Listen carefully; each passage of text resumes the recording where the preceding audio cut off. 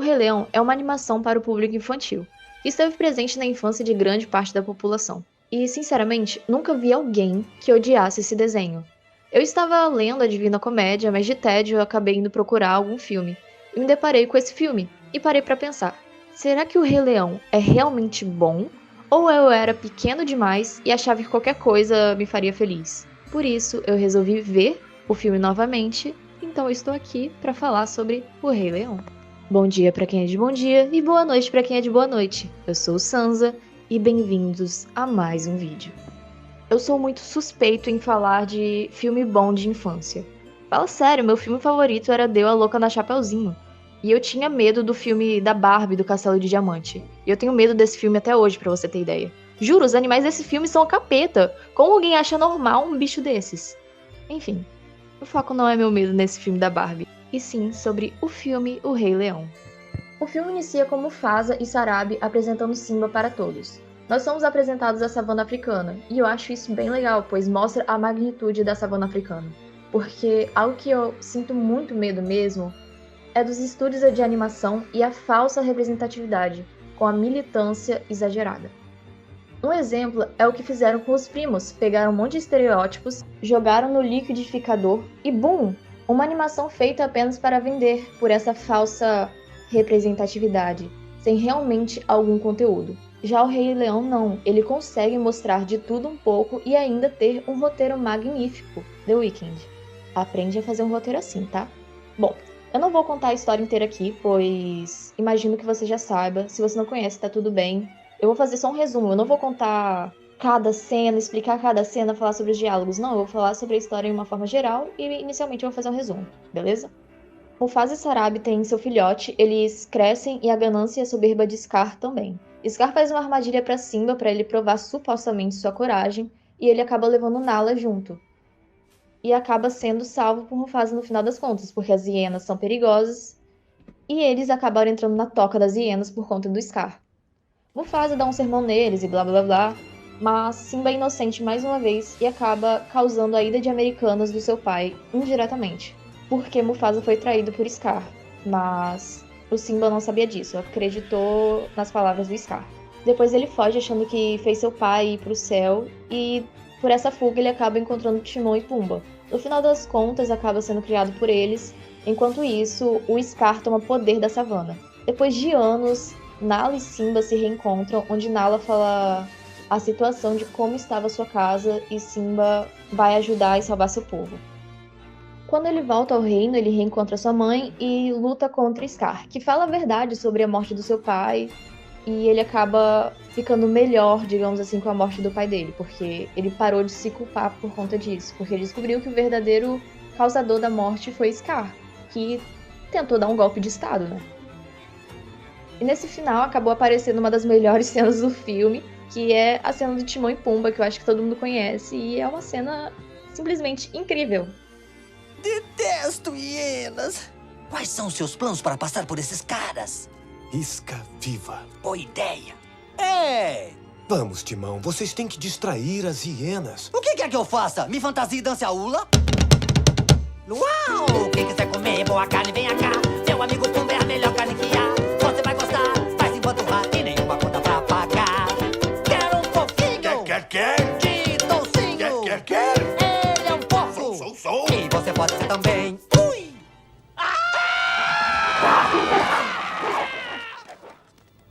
Nala, fale com minha mãe e reúnam as leoas. Eu procuro Scar. Uma coisa muito importante retratada no filme é o ciclo da vida.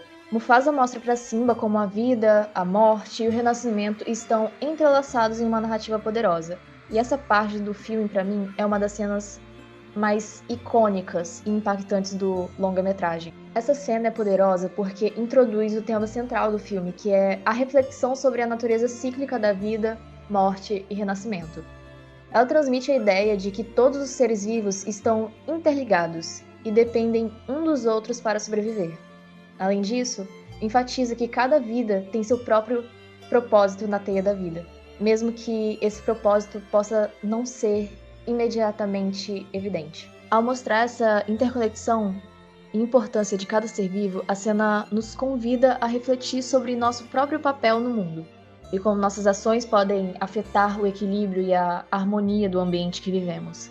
Ela nos lembra da responsabilidade que temos de cuidar da natureza e de todas as formas de vida que compartilham o planeta conosco. E essa cena faz a gente refletir sobre o impacto de nossas escolhas e ações do mundo ao nosso redor, porque cada pequena ação vai ter uma consequência. E cada ação que você faz pode ter uma consequência boa ou ruim pra você. E basta você mesmo saber escolher, sabe? Porque por mais que você se arrependa, você não pode se prender àquilo. Por mais que não seja uma escolha boa naquele momento, se aquilo realmente fez bem futuramente, sabe? Se não fez, você já sabe o que você não deve fazer. E é assim que você tem que ir levando a vida, sabendo as próprias escolhas, sabendo equilibrar suas escolhas. E não se arrependendo toda vez que alguma coisa dá errado, porque dar errado não significa que você perdeu tudo, sabe? Porque você ainda tá vivo, você ainda pode fazer novas escolhas.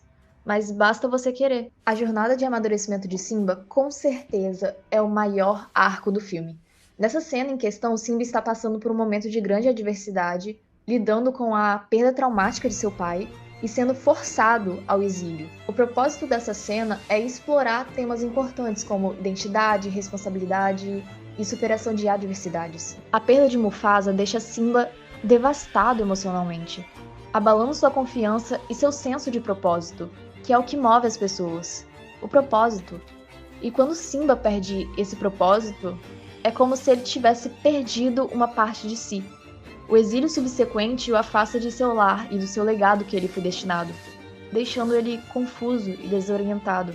Essa jornada de Simba representa a luta interna que muitos enfrentam ao confrontar a perda, encontrar sua verdadeira identidade e assumir responsabilidades significativas. Nós sabemos que a única certeza que temos é que um dia a morte vai chegar. E tanto Simba como qualquer pessoa, a maioria das vezes, não sabe lidar com esse fato. Encarar a morte pode ser assustador, principalmente quando é de alguém amado. Ao longo dessa jornada, Simba enfrenta desafios e aprende lições importantes. Ele encontra novos amigos como Timão e Pumba, que lhe ensinam sobre a liberdade e a alegria de viver no presente. Ele também encontra Nala, sua amiga de infância, e o lembra de suas responsabilidades e do que ele deixou para trás. Com o tempo, o Simba amadurece e começa a confrontar seus medos e dúvidas internas. Ele reconhece a importância de enfrentar o passado e assume a responsabilidade de retornar à Terra dos Leões para enfrentar seu destino como rei. Essa cena nos ensina a importância de superar adversidades, enfrentar nossos medos e assumir as responsabilidades por nossas ações e pelo nosso próprio crescimento. Na minha opinião, essa cena é comovente, porque retrata a jornada emocional de Simba de forma realista e poderosa. Ela nos lembra que todos nós enfrentamos desafios em nossa vida e que é necessário confrontar nossos medos e assumir responsabilidades para crescer e evoluir. Através da história de Simba, somos inspirados a não desistir diante das adversidades, mas sim a encontrar força interior para superá-las. Scar e a sombra interior. Scar, o antagonista do filme, é apresentado como um personagem malicioso e invejoso. Desde o início fica claro que ele representa uma sombra interior, simbolizando a tentação de ceder à ganância e traição. Scar é movido por seu desejo de poder e por uma sensação de injustiça em relação à posição de seu irmão Mufasa como rei. O propósito disso é mostrar os perigos e as consequências negativas que podem surgir quando uma pessoa sucumbe às suas próprias fraquezas e se deixa levar pela ambição desmedida. Scar é um exemplo marcante de como a inveja e a ganância podem levar a atos de traição e maldade. Ao longo do filme, Scar manipula os outros personagens, espalha mentiras e conspira para tomar o trono. Ele se aproveita do luto e da vulnerabilidade de Simba para alcançar seus objetivos egoístas. Essa representação de Scar como um vilão memorável nos lembra da importância de resistir às tentações negativas e de não permitir que nossas fraquezas controlem nossas emoções. Na minha opinião, Scar é um personagem cativante como vilão, pois ele ilustra a escuridão que existe dentro de cada um de nós. Ele nos faz refletir sobre as sombras interiores que todos carregamos. e como a escolha de sucumbir a essa tentação pode ter consequências prejudiciais para nós mesmos e para os outros ao nosso redor. E ele é mau porque ele quer ser mau. E isso é algo que eu acho muito bom nesse filme, porque não tentam justificar ele como um coitadinho, uma história de vida medíocre, uma história de vida trágica para ele se tornar o que ele se tornou. Não, ele fez essas próprias escolhas, ele tinha noção do que estava fazendo. Ele escolheu seu vilão porque ele queria. Isso eu acho simplesmente fantástico. A presença de Scar como um personagem icônico enriquece a narrativa do filme. Nos oferece uma reflexão sobre a batalha entre nossos impulsos sombrios e nossos valores mais elevados. Um dos personagens mais importantes também para a história é o Rafiki, o sábio babuíno. Ele é introduzido como um personagem que desempenha um papel importante na jornada de Simba. Ele é retratado como um guia espiritual e detentor de sabedoria. E o propósito dele, em algumas cenas, é transmitir uma mensagem sobre propósito e coragem. Rafiki representa a ideia de que todos nós temos um propósito na vida, algo único que nos é destinado. Ele encoraja Simba a enfrentar seu passado e abraçar sua verdadeira identidade, como o legítimo herdeiro do trono. A presença de Rafiki traz uma profundidade espiritual ao filme, pois ele simboliza a conexão com o mundo espiritual e nos convida a refletir sobre nossa própria busca por significado. Através de suas ações e conselhos, ele nos ensina que é necessário coragem para seguir nosso próprio propósito e abraçar quem realmente somos. Na minha opinião, a presença de Rafiki traz uma dimensão espiritual ao filme, que é bastante cativante. Ele nos faz refletir sobre o significado de nossas próprias vidas, sobre a importância de abraçar nossa verdadeira essência e sobre a coragem necessária para seguir nosso caminho, mesmo quando enfrentamos adversidades pelo caminho. Rafiki desempenha um papel vital ao ajudar Simba a se reconectar com seu passado e com seu destino como rei. Sua sabedoria e sua orientação espiritual servem como lembrete para todos nós de que também podemos encontrar coragem e propósito em nossas próprias jornadas pessoais. A lição do perdão. Uma das lições que esse filme traz é o perdão. Simba tem a oportunidade de se vingar de Scar, o responsável pela morte de seu pai, e por trazer sofrimento ao reino além de si mesmo.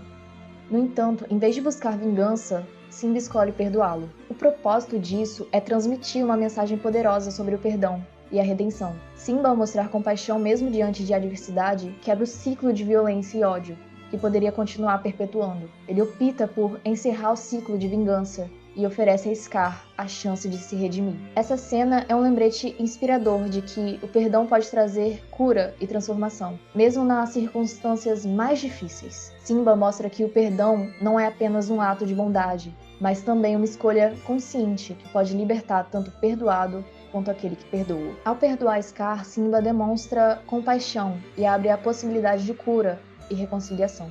Ele mostra que a violência e a vingança só perpetuariam mais dor e destruição, enquanto o perdão oferece a oportunidade de mudança e crescimento. Na minha opinião, essa cena é um momento emocionalmente impactante e um ponto culminante do filme. Ela nos inspira a refletir sobre nossas experiências de perdão e nos lembra do poder que o perdão tem para curar relacionamentos, superar o ressentimento e promover uma mudança positiva. O Simba, ele perdoou Scar pensando no melhor pro reino, pensando no melhor para si mesmo, porque ficar remoendo o passado é uma coisa que envenena a sua própria alma. Mas o filme deixa claro, para mim ao menos, que você não é obrigado a perdoar. Você não é obrigado. Você tem a escolha de perdoar ou não. E claro que você tem que perdoar algumas coisas para você poder ser livre, poder respirar, sabe? Mas tem coisas que você não precisa perdoar. Então você tem que saber equilibrar essas coisas, buscando sempre o melhor para si. Nesses momentos, você tem que ser um pouco egoísta. Tem que pensar em si mesmo, ao invés de pensar nos outros. O Rei Leão é simplesmente um filme incrível, que você assistindo diversas vezes, você consegue ter diversas perspectivas diferentes. Um exemplo é uma perspectiva que eu já tive no passado, que o Scar não era um vilão, e sim que ele era só um personagem complexo e trágico, cujas ações são motivadas por sentimentos de inveja e ressentimento em relação a Mufasa. Eu via ele como um produto de suas circunstâncias e como alguém que se sente excluído e não valorizado.